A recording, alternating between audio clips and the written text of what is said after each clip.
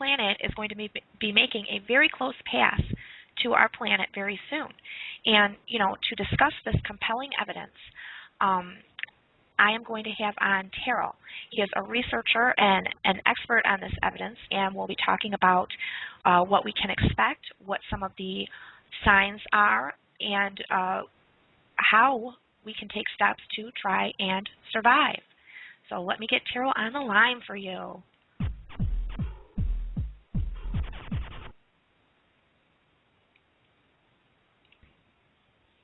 Terral, can you hear me?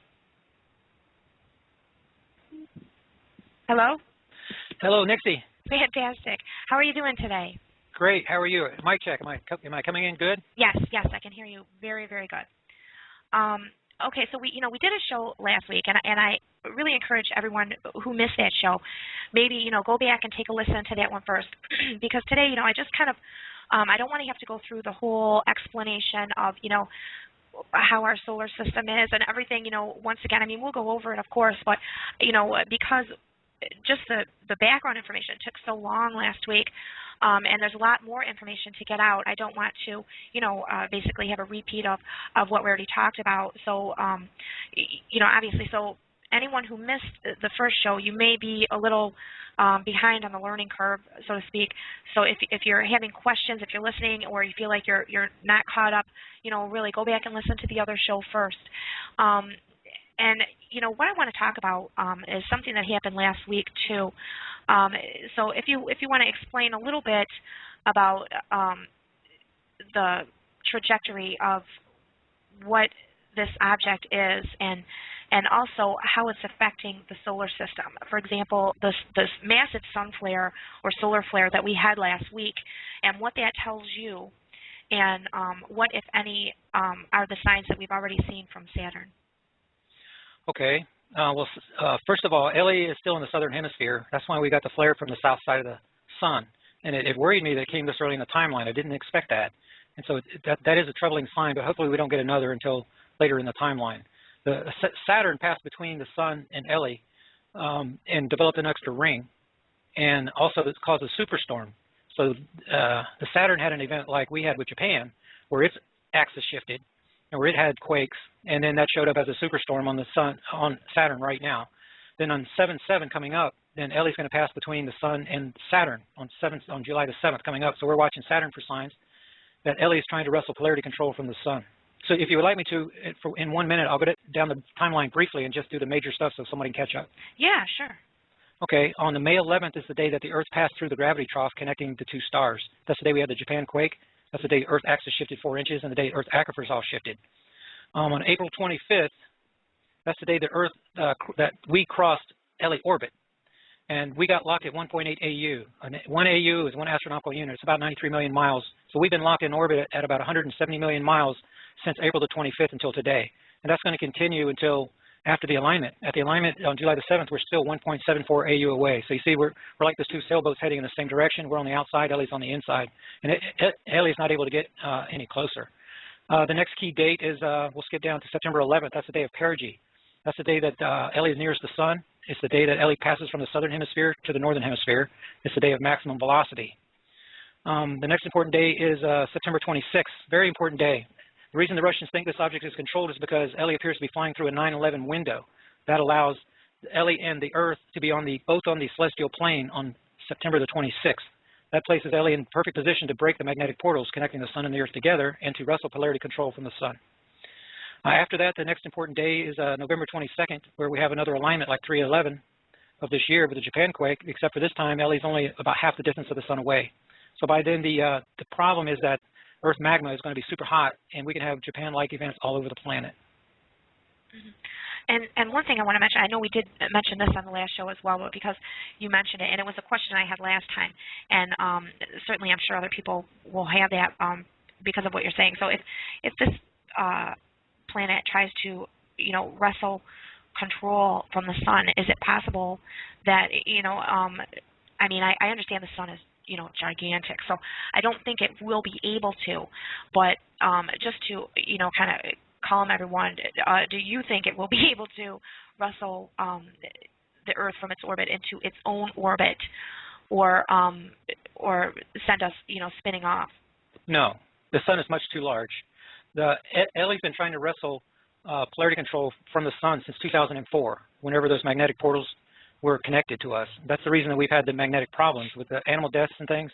Mm-hmm. And so that's going to be magnified on October the 17th, when Ellie is at the nearest point of the encounter, and the dwarf star is actually passing in front of us.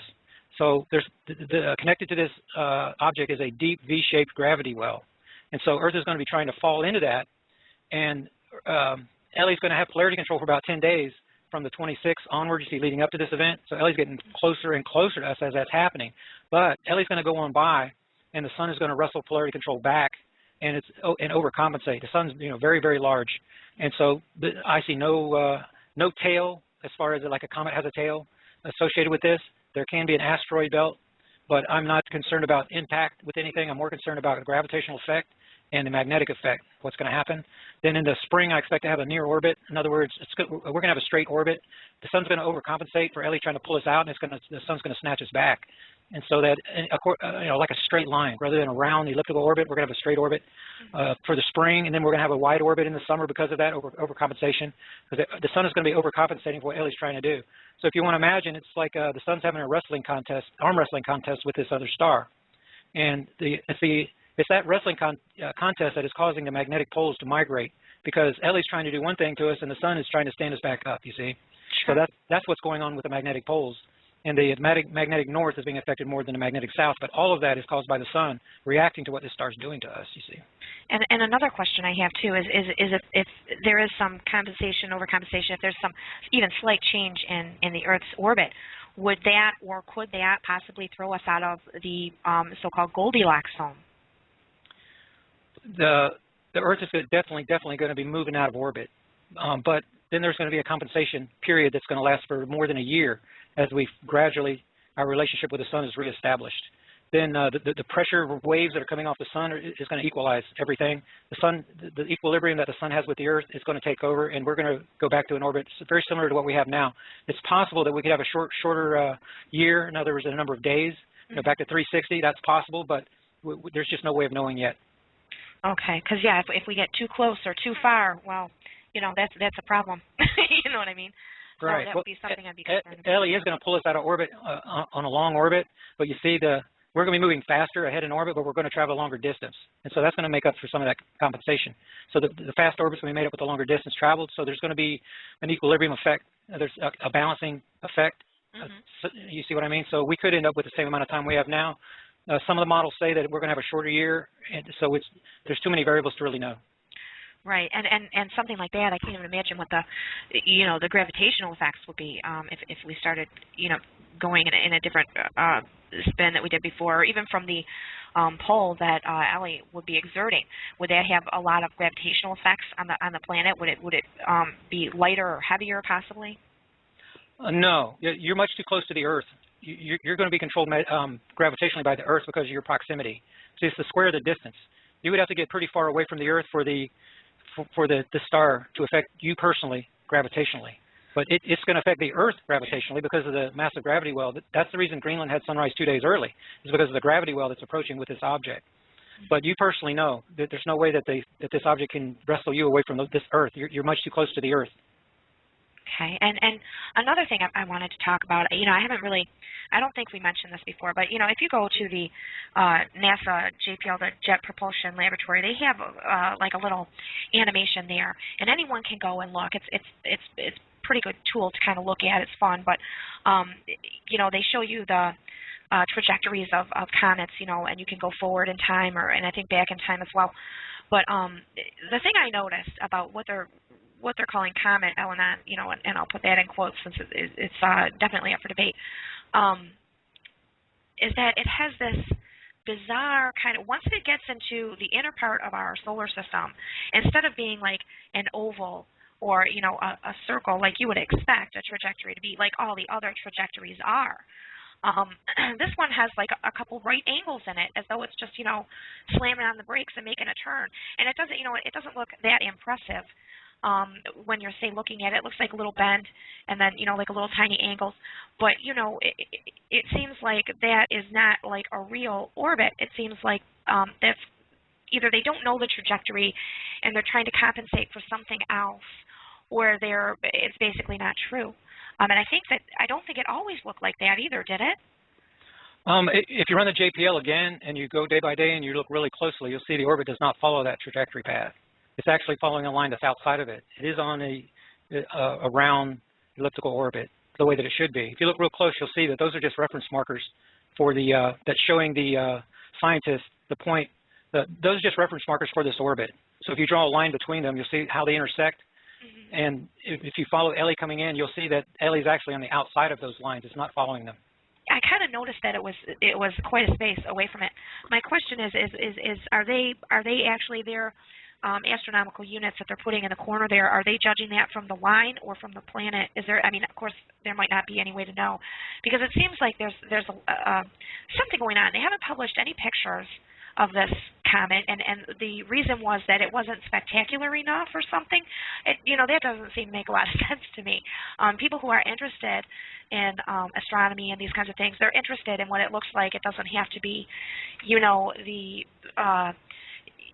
don't know, the Judy Garland of space or whatever, some big spectacular thing. So I don't understand why they wouldn't publish a picture of it. And then secondly, I wanted to talk a little bit about this kind of strange video that came out from NASA. What was it, yesterday or the day before yesterday? Right. It's called the NASA preparedness video. And apparently it was sent out to NASA employees, and it wasn't necessarily meant for the general public. Am I getting that right? Yes.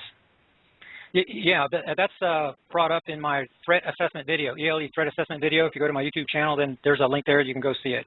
Mm-hmm. And it says, make sure you have, a good supply of food and water to last you in case there's some kind of catastrophe or event, and, of course, then they point to terrorism. And then so I'm thinking to myself, well, sure, but why is NASA putting out a video about terrorism? That's kind of out of their realm. And then, they mentioned certain areas specifically. So I thought that, too, was a little weird. And, yeah, definitely, I encourage everyone to go to Terral's YouTube channel. It's TERRAL03, and take a look at some of these videos, and especially the most recent one. And you'll be able to see it's called the NASA preparedness video. You can Google it, and I'm sure it will come up, and you'll be able to watch it. I was really kind of surprised by that. And so what I want to talk about, too, is a little bit about how we know that this isn't, just a comet like they claim, and a rather boring one, I guess. I mean, I don't know why they wouldn't publish a picture of it, but why we know that this is probably not a comet, but something else, and that why specifically we think it's a brown dwarf planet. Okay, first of all, those numbers you see generated for the distances are calculated by a supercomputer. So it's not like they're using this diagram for that.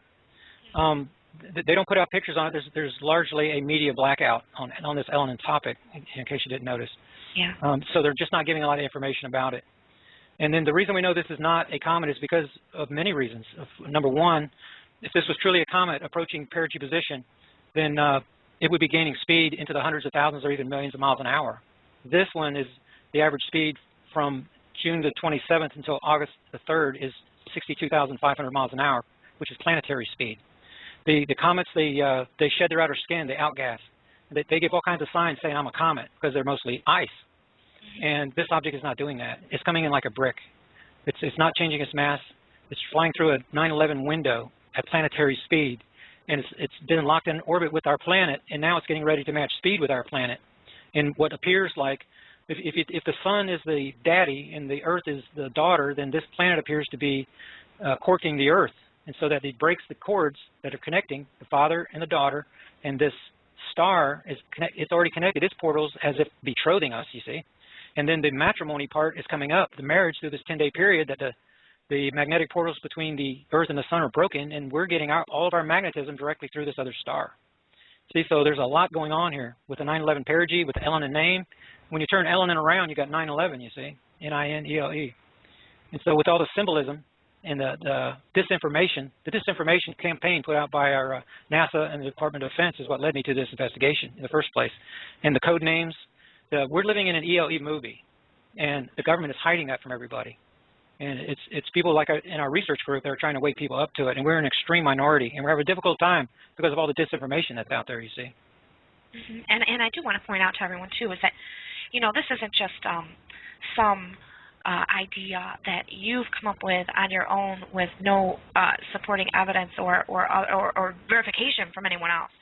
I do want to point out that you're part of a group. And, there are a lot of people in this group, and, of course, some amateur or hobbyist astronomers, and Terral and them they're working together to kind of get information and kind of verify each other on what they're seeing from where, and using that as kind of a hypothesis on what this actually is. So I do want to say, this isn't some idea that you came up with on your own and is not verified by anyone else. There's quite a lot of talk out there on the internet, and even other groups of people who are kind of getting together and trying to figure out what this is. And one thing I wanted to ask too is that I guess it's hard to see except for in infrared, and that's because from what I understand is that a brown dwarf is very cold. And it's also giving off like a gas. And I'm wondering if you could explain a little bit about why you believe that it's a brown dwarf and maybe not some other type of star or planet or whatever, especially for those of us who aren't, real well-versed in astronomy, and what are some of the markers that you see with this when you guys are seeing it in the sky that would lead you to believe that it is a brown dwarf? Okay, when you run the timeline backwards, then you see other alignments. And Minster Amabasic, in his paper, took it back to 1965, and he found a lot of events connected with this object. That includes February 27, 2010 with a Chile quake and the Earth axis shifting, and again on 3/11. This year with the Japan quake. So we see a pattern of seismicity, which tells us that this object has great mass. Secondly, this thing has great mass, and it's difficult to see. We have the coordinates. We aim our telescopes out there, and it's very, very difficult to see. Now, that means the classification of this object can only be about a handful of things.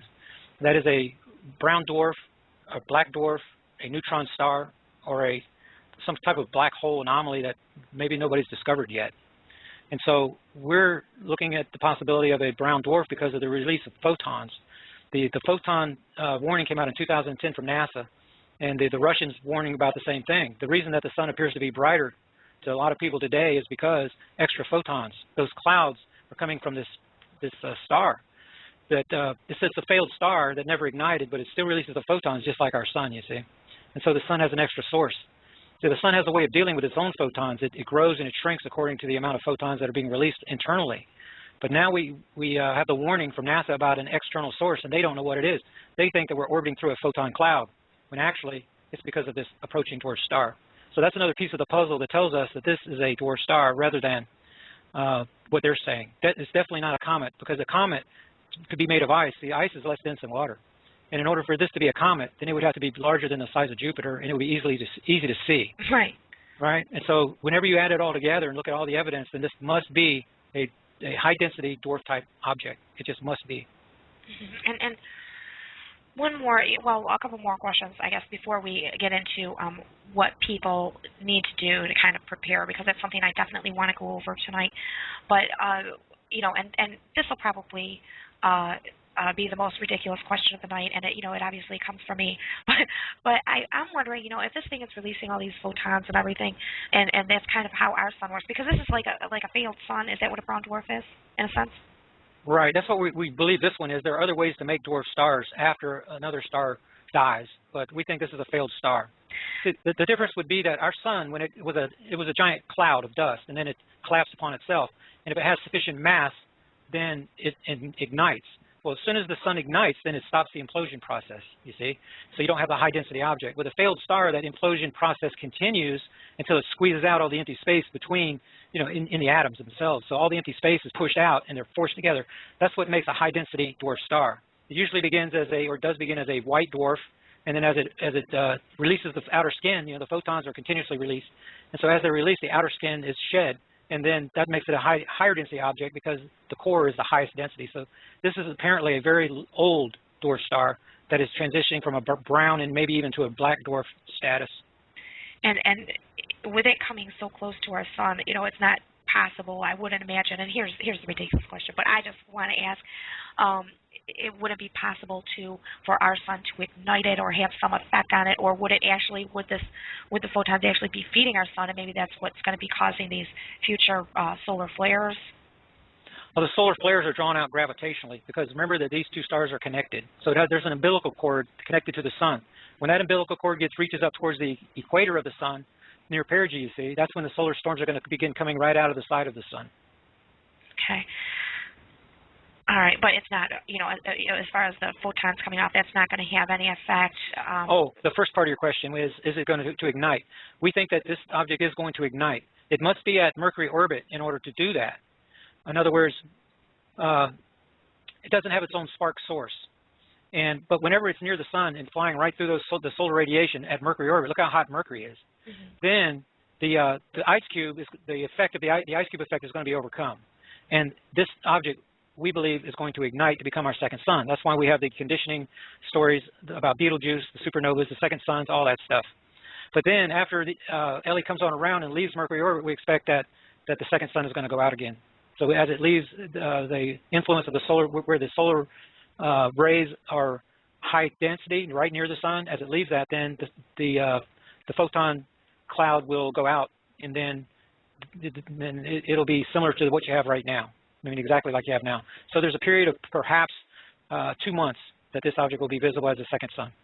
And then, of course, my follow-up to that would be, if something like that were to happen, now when these ignite, do they stay about the same mass, or do they expand? I mean, is it possible that it would explode into kind of a bigger mass, and then that would be big trouble for us, right?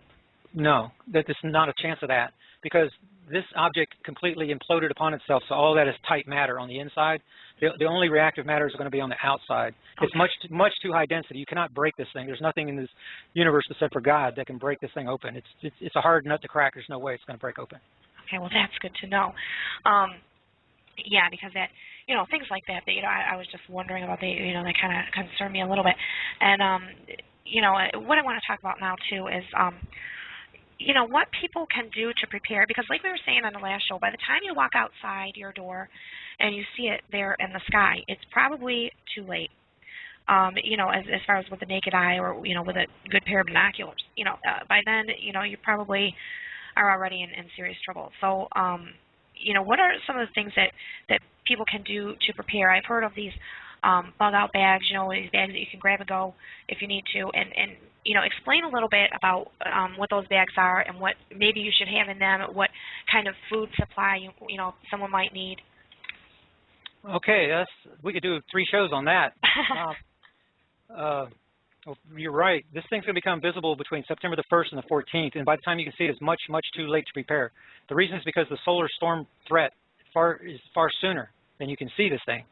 And so if you look at my recent video, then you'll see that we have a timeline and we have safety windows, and that safety window extends back to August the 1st. And so people that are heading for their bug-out cavern, you must be going towards a cavern with water with your survival group, then August the 1st is the day that you should be looking at. That gives you a week or 2 safety window. If you have to drive 1,000 miles or you have a lot of stops to make, then you may want to be one of those early birds that leave in July. And if you live in the Ozarks, of course, then maybe you can leave a little bit later. So there's no one answer for everybody. It depends on your situation. It's that ELE solar threat that is of paramount importance. That's what's going to affect you first. And we expect the communication and power grid to go down during the month of September. We don't know if it's going to be on the 1st or it's near the end, but that power grid is going to go down, and we believe that it's going to be in September. So you obviously, by the time you see it, the power grid could go down. And if you have a lot of preparations to make and a long way to go, there's no way that you're going to be able to do that. As far as preparations of what you need, then we're looking at a typical survival scenario, but with the inclusion of the solar storm threat, the pole shift threat, and the Earth magma seismic threat. So those are the 3 things that are pointed out and detailed in that threat assessment video that was just released today. The differences in the regular, so you need your, it depends on how much resources you have. If you have lots and lots of money, then there's one answer, and if you have limited resources, there's another. So for people that have lots of resources, you'd want to get a travel trailer, solar power set up. You want to have your tents, a large tent, and then small tent, and your vehicle should have a topper on it, so you can use that as a shelter. So you have multiple layers of environment, you see, if you see what I'm talking about. Then food, you're looking at being in this cavern for up to 4 months. And then you need seeds on the other side, because when you come out, the world is going to be unrecognizable. And so you need enough food to carry you through that first growing period. And so we're talking about a considerable amount of food. You cannot survive this thing in a bunker behind your house, because the outside temperatures can easily reach 180, 200 degrees for an extended period, particularly if you're in the southern hemisphere, because the southern hemisphere is going to have way, way worse effect from LA than the northern hemisphere, because we're going to be tipped backwards from the sun for about 10 days. So we'll have night for about 10 days, but the solar effect in the southern hemisphere is just going to be tremendous in comparison.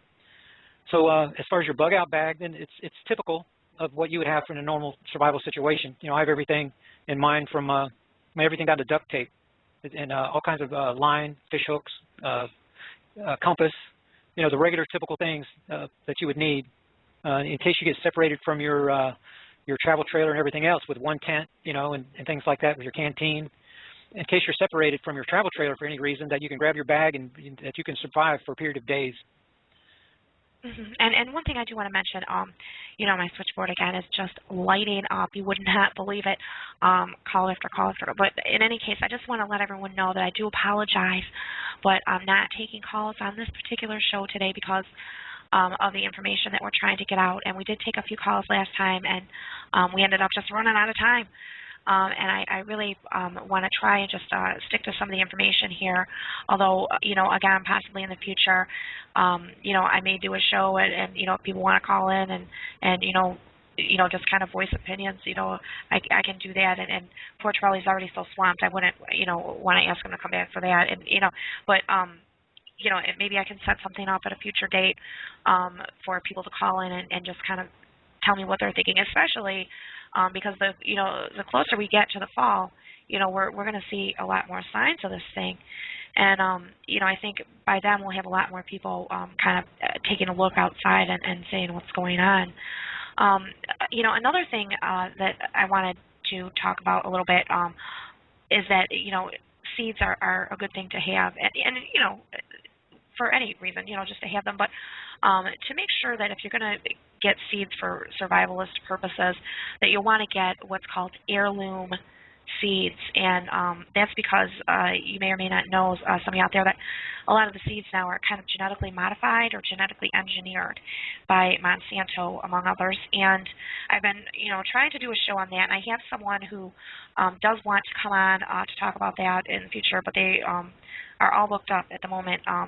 So, you know, I'm hoping, you know, to do a show on that in the future, although, you know, I think that maybe, you know, as we start learning more and more about Ellie, that these, you know, these kinds of shows might end up being more important in the long run. So, you know, we're going to wait and see on that. But I do want to make mention that if you're going to bring seeds, they should be heirloom seeds. Otherwise, I don't think that they can reproduce the following year. I think they're only good for like 1 year, 1 season.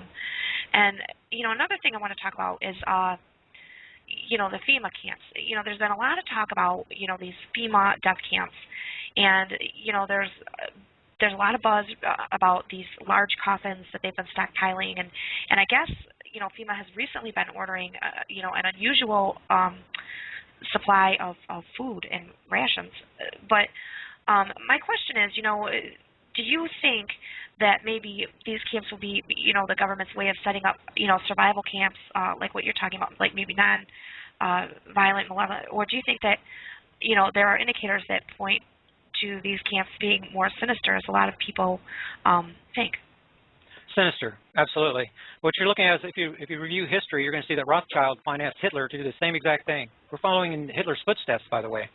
He created these camps, and then he put Jews in them. And the undesirables are going to be the revolutionaries, the people like are in our group. Those are the ones that are the red dotters, if you've heard of the red listers. No. Those are, yeah, we're the ones that are the troublemakers for the New World Order. You see, so after Ellie goes by, the plan is to take their Blackwater type mercs and to round us up, put us in the FEMA camps. And what Hitler did is he took the Jews and he loaded them up into rail cars. All of these FEMA camps, every one of them are accessed by rail cars. Really? Yes, and what he did was he piled them in there, and then he dumped lye on them, and he turned them into fertilizer. And he made grooves in the bottom of the cars to catch the gold teeth and stuff. And then the people were shoveled out into mountains to feed his new race of people for his New World Order. Wow. So Obama and Bush and the people running our government, they're the modern-day Hitlers. And Rothschild, the House of Rothschild, is the same people that's financing them and giving them their orders for their New World Order. Wow. And what are now this Rothschild? Who is? Because I haven't heard of him before. Who is that exactly? The House of Rothschild is the people that killed Abraham Lincoln. They're the people that killed John F. Kennedy for the same reason, because he was trying to give currency, the currency back to the people, you know, a United States-based currency. Each time that happens, then Rothschild kills him. He's been in control of our Secret Service from day one. That's one of the reasons the presidents, they can't come out and tell you the truth. And they're all controlled because they know that they'll suffer the same fate. The reason that we invaded Libya was for the same reason, is because they were getting ready to come out with a Libyan currency that was gold-based. And the United States owed Gaddafi a whole bunch of money. And so the United States, the UK, NATO, the IMF, that's all Rothschild lapdogs. And so they invaded Libya in order to install the Rothschild Central Bank, which is just like the Federal Reserve. The Federal Reserve is owned by the House of Rothschild. Right. Rockefellers. Based on the gold standard. No, that's fiat. It was taken off. That's the way that Rothschild siphoned off our wealth. Same way he did to Germany, the same way he's doing to the rest of the nations on Earth. And once he siphons off your wealth, you see he's running us into depression. Once he siphons off all your wealth and he's happy with that, then he's going to lead you to World War III, just like he did World War II, and just like he did World War I. History is repeating itself, and it's the House of Rothschild that's the head of the snake that's beguiling the world right now. Wow. Yeah, and you know, we are in a bit of an economic fix. As you know, some of you may know, I did do a show about hyperinflation and the debt ceiling, and we're in a bit of a pickle. You know, they refused to vote on this raising the limit for the debt ceiling, and now China, who we have borrowed quite a bit of money from, has stated, I think yesterday or the day before yesterday, that they are considering us to be currently right now defaulting on our loans because of our inability to get our ducks in a row, basically. So it's a little worrisome, and I'm concerned that if we don't do something, that there's a real good possibility that we're going to see the stock market plummet and maybe even bottom out. And for those of you that saw that, there's a movie on HBO, Too Big to Fail, about what had happened in the banking system. It was really great, and at one point, the guy who plays Timothy Geithner said, I can't believe it. People are walking around on the street like, it's just another day and everything's about to collapse around them, and they don't even know it. There's nothing you can do. There's nothing you can do to fix this. Right. The United States is over $200 trillion in debt, right, and going towards $300 trillion in debt. And the Federal Reserve continues to print out all that the worthless paper and putting the debt on the back of the American people. And so just the unfunded liabilities is over $114 trillion. That's over $1 million per taxpayer. There's no way that's ever going to be paid, and everybody knows it. And to say that we borrowed money from China is kind of ridiculous because, for example, the back door to the Fed is wide open to people like J.P. Morgan, who's using the back door to finance their the silver short position. You see, so you've already got QE infinity going, and it's not just J.P. Morgan; it's the whole world. They're printing trillions and trillions and trillions of dollars and just handing it out to everybody. It's destroying the American dollar.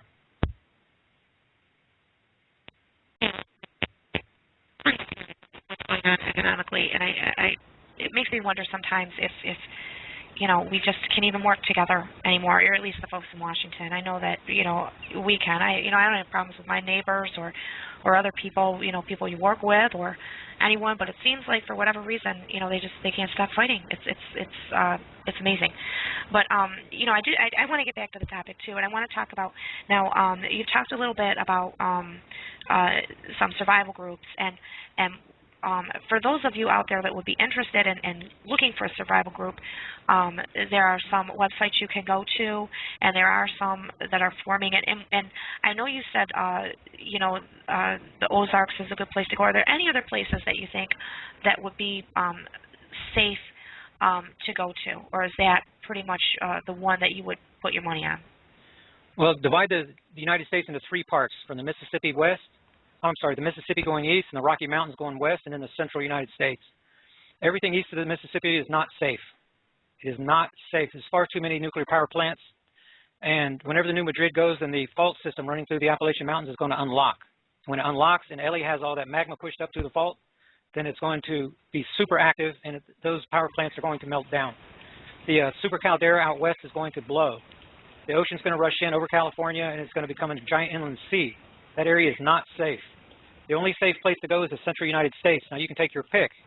I want to be farther south, so I'm downwind of the desert and not downwind of another power plant. So for that reason, we've selected the Ozarks. The Ozarks has plenty of caverns, thousands of caverns. It has plenty of water. It's up on the plateau. It's on a stable plate that has not moved. It is not going to move. So we have 2 power plants that affect us in Arkansas, but they're on stable plates. We're also surrounded by elites. We have FEMA camps near us, see, because this is the safe zone. Oh. And so I encourage, see, we've embedded right in between them. Oh, dear.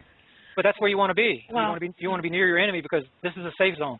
Everyone that can make it needs to go to the Ozarks, for sure. The reason is the overarching strategy is to become a hard target.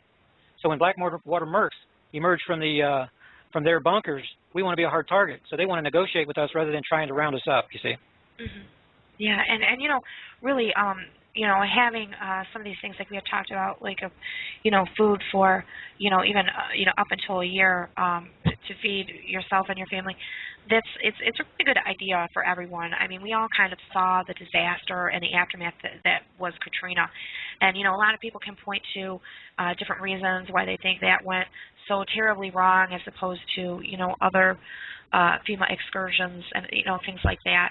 I think that while maybe some of those are valid, I think a lot of people and their ideas about why the people had such a hard time getting help in Katrina, I think some of that is race-based. I think I'm sure, you know, probably not all of it. I know, you know, in disasters and things there are generally you know, some incidents.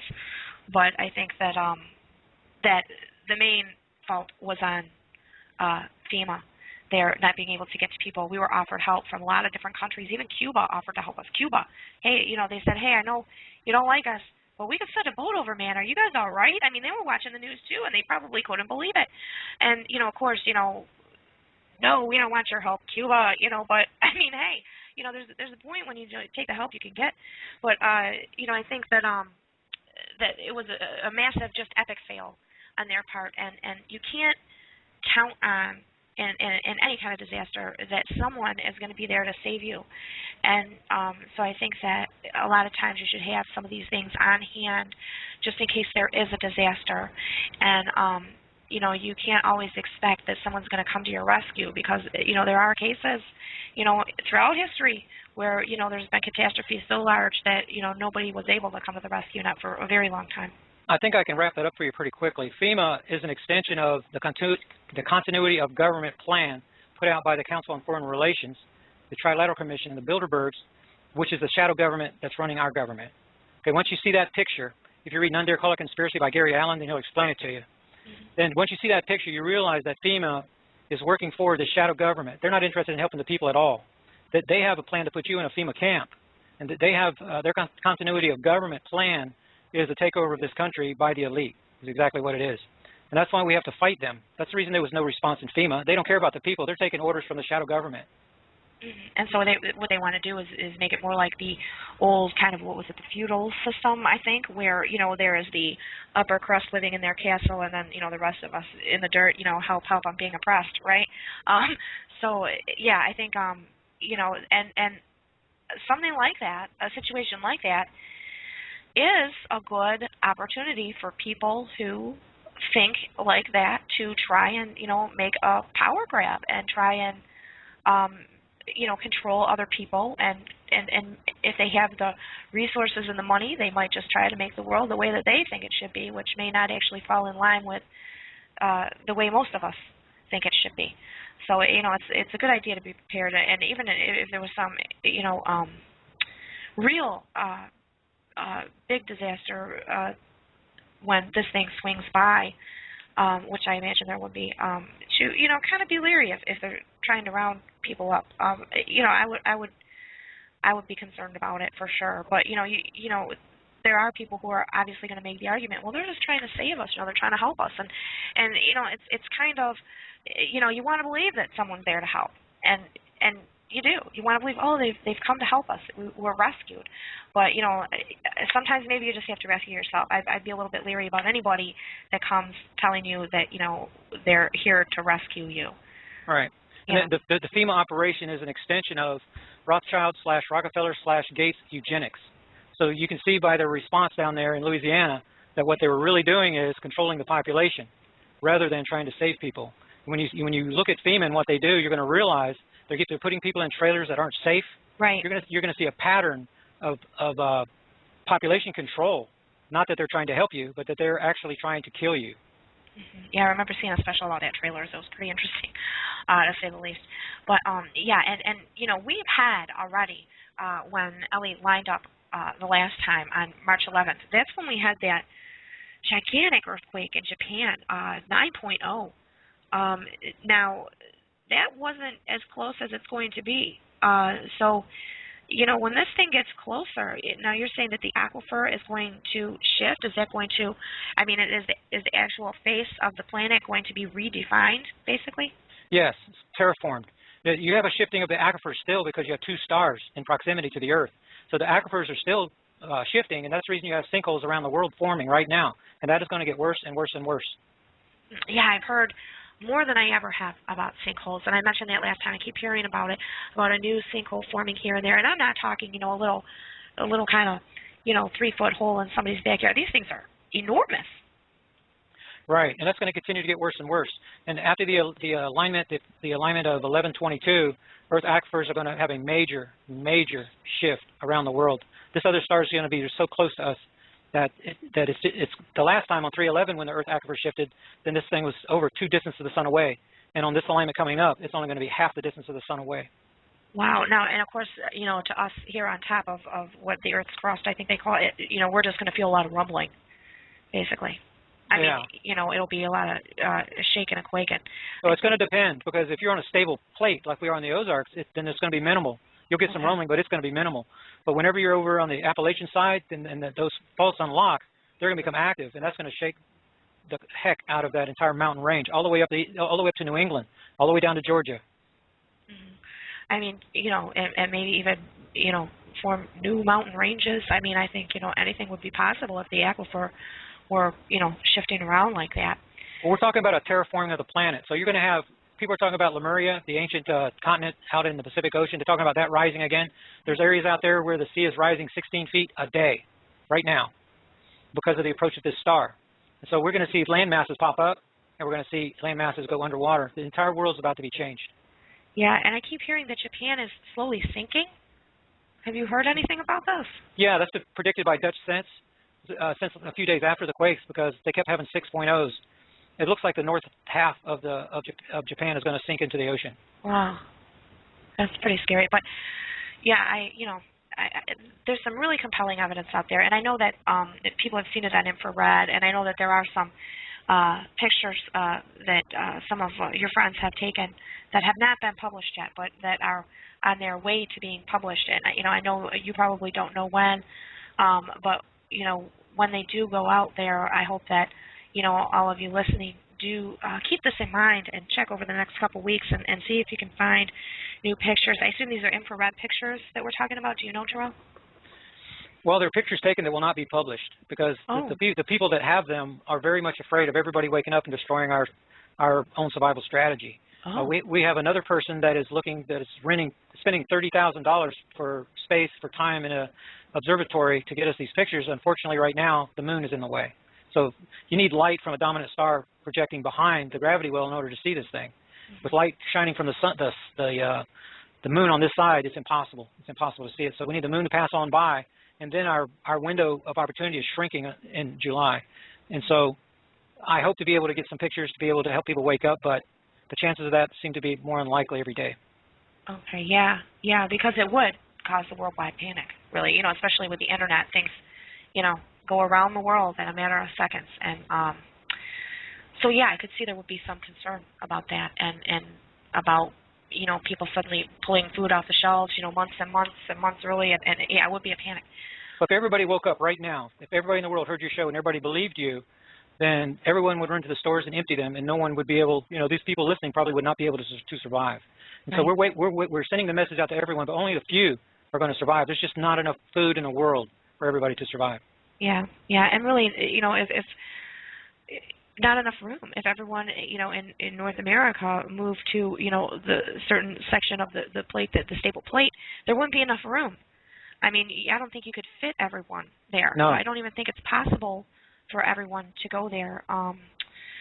You know, I mean, it's unfortunate. Hopefully, everybody does find a safe place, and you know, there aren't, you know, too many casualties or serious problems. But you know, if something like that is floating by the planet, I don't think that that'll be the case. I think we'll see a real alarming number of population decrease. Absolutely. So the signs we're looking for towards the end of, we're looking for the Saturn sign 77, 2011, but then the AU number, that 1.8 AU number that we're locked in right now, that number is going to begin coming down the end of July, and that's whenever the Earth is going to begin reacting violently. So every volcano on Earth is going to begin erupting, and so that's your sign that you need to make a move and use that safety window that's still open for you August the 1st. Now, by the time you get to the middle of August, that safety window is going to close, and then anything can happen. We've got dams, the warnings of dams that are going to break anytime up in the Midwest. And that's going to dump even more water on the Midwest for that liquefaction effect whenever the new Madrid kicks off, you see. And so if you're caught on the wrong side of the Midwest, whenever those dams break and whenever those roads go out, then you're not going to be able to get across into the safe zone. And so you have to be very careful. Watch for the signs, and then you have to get yourself together, get all your supplies. You need 1 year's worth of food per person. And then get over to the Ozarks, and there's information in our survival video on how to join us over there. Yeah, and I encourage people to check it out, and definitely, yeah, watch for the signs. And, you know, keep your eyes and ears open. It may not be hitting, you know, all the news channels, so to say, you know, so to speak, or the newspapers. But there are things you can look for here and, you know, beyond our great planet that, you know, will lead you to the evidence that, you know, there very probably is something coming through this system that's very, very big. And I think with that, Terrell, I'm going to have to let you go. I'm going to keep you on the line, though, until I sign off for the show, just because, you know, last time I had so many problems, and, you know, when I signed you out, you know, it signed me out too. I'm not sure why, but in any case, I'm gonna if you wouldn't mind holding on for a second while I do my little outro here and throw on my music, and after my music's over, I'm gonna hang everybody up. And, you know, I just want to, you know, tell you thank you so much for coming on the show, you know, helping wake people up about this and give them the compelling evidence regarding Elenin. And, you know, again, you can watch Terrell's videos and see his research on YouTube, Terral03. Go check him out. Do your own investigation. You know, don't just believe, you know, what we're saying. And, you know, let me know what you think, too. You can post a comment on my homepage here at blogtalkradio.com/NixieLaRue. And another thing I want to mention really quick is I saw this really great trailer the other day for a movie that's going to be coming out. It's called Melancholia. Now, the plot is that a planet is swinging through our solar system and it's going to crash with Earth. And, you know, that's not, you know, the case here. But there's some really great photography in there, really scary. You know, go check it out. It really started me thinking, you know, what's going to be happening here when that planet swings by? So, you know, Melancholia, go check it out on imdb.com if you want to see a trailer that's really, really interesting. And, you know, a big thanks again to Terrell for coming on and getting this information out. And another thanks to my producer and sometimes co-host, who is not with me this week, but the notorious BGB, thanks to him. And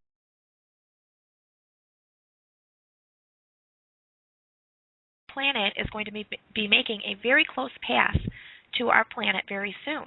And, you know, to discuss this compelling evidence, I am going to have on Terral.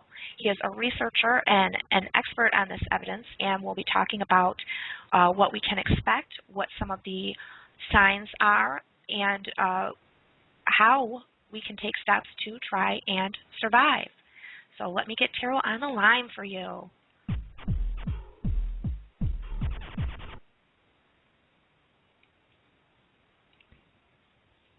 Terral, can you hear me? Hello? Hello, Nixie. Fantastic. How are you doing today? Great. How are you? Mic check. Am I coming in good? Yes, I can hear you very, very good. Okay, so we did a show last week, and I really encourage everyone who missed that show, maybe, go back and take a listen to that one first, because today, I just kind of, I don't want to have to go through the whole explanation of, how our solar system is and everything, once again. I mean, we'll go over it, of course, but, because just the background information took so long last week, and there's a lot more information to get out. I don't want to, basically have a repeat of what we already talked about. So, obviously, so anyone who missed the first show, you may be a little behind on the learning curve, so to speak. So if you're having questions, if you're listening, or you feel like you're not caught up, really go back and listen to the other show first. And what I want to talk about is something that happened last week too. So if you want to explain a little bit about the trajectory of what this object is, and also how it's affecting the solar system. For example, this massive sun flare or solar flare that we had last week, and what that tells you, and what, if any, are the signs that we've already seen from Saturn. Okay. Well, first of all, Ellie is still in the southern hemisphere. That's why we got the flare from the south side of the sun. And it worried me that it came this early in the timeline. I didn't expect that. And so that is a troubling sign, but hopefully we don't get another until later in the timeline. Saturn passed between the sun and Ellie and developed an extra ring, and also it's caused a superstorm. So the Saturn had an event like we had with Japan, where its axis shifted, and where it had quakes, and then that showed up as a superstorm on the sun, on Saturn right now. Then on 7/7 coming up, then Ellie's going to pass between the sun and Saturn on July the 7th coming up. So we're watching Saturn for signs that Ellie is trying to wrestle polarity control from the sun. So if you would like me to, in 1 minute, I'll go down the timeline briefly and just do the major stuff so somebody can catch up. Yeah, sure. Okay, on the May 11th is the day that the Earth passed through the gravity trough connecting the two stars. That's the day we had the Japan quake. That's the day Earth axis shifted 4 inches, and the day Earth aquifers all shifted. On April 25th, that's the day that that we crossed Ellie orbit, and we got locked at 1.8 AU. 1 AU is 1 astronomical unit. It's about 93 million miles. So we've been locked in orbit at about 170 million miles since April the 25th until today, and that's going to continue until after the alignment. At the alignment on July the 7th, we're still 1.74 AU away. So you see, we're like those two sailboats heading in the same direction. We're on the outside, Ellie's on the inside, and Ellie's not able to get any closer. The next key date is, we'll skip down to September 11th. That's the day of perigee. That's the day that Ellie is nearest the sun. It's the day that Ellie passes from the southern hemisphere to the northern hemisphere. It's the day of maximum velocity. The next important day is September 26th, very important day. The reason the Russians think this object is controlled is because Ellie appears to be flying through a 9/11 window. That allows Ellie and the Earth to be both on the celestial plane on September the 26th. That places Ellie in perfect position to break the magnetic portals connecting the sun and the Earth together and to wrestle polarity control from the sun. After that, the next important day is November 22nd, where we have another alignment like 3/11 of this year with the Japan quake, except for this time, Ellie's only about half the distance of the sun away. So by then, the problem is that Earth magma is going to be super hot, and we can have Japan-like events all over the planet.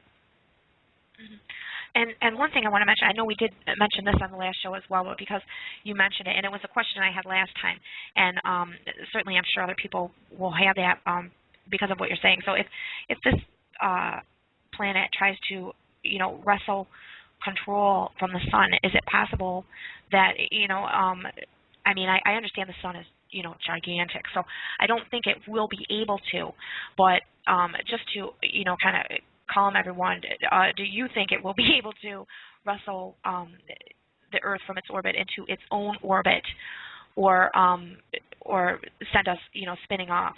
No, the sun is much too large. Ellie's been trying to wrestle polarity control from the sun since 2004, whenever those magnetic portals were connected to us. That's the reason that we've had the magnetic problems with the animal deaths and things. Mm-hmm. And so that's going to be magnified on October the 17th, when Ellie is at the nearest point of the encounter, and the dwarf star is actually passing in front of us. So there's connected to this object is a deep V-shaped gravity well. And so Earth is going to be trying to fall into that, and Ellie's going to have polarity control for about 10 days from the 26th onward, you see, leading up to this event. So Ellie's getting closer and closer to us as that's happening. But Ellie's going to go on by, and the sun is going to wrestle polarity control back, and overcompensate. The sun's very, very large, and so I see no tail as far as like a comet has a tail associated with this.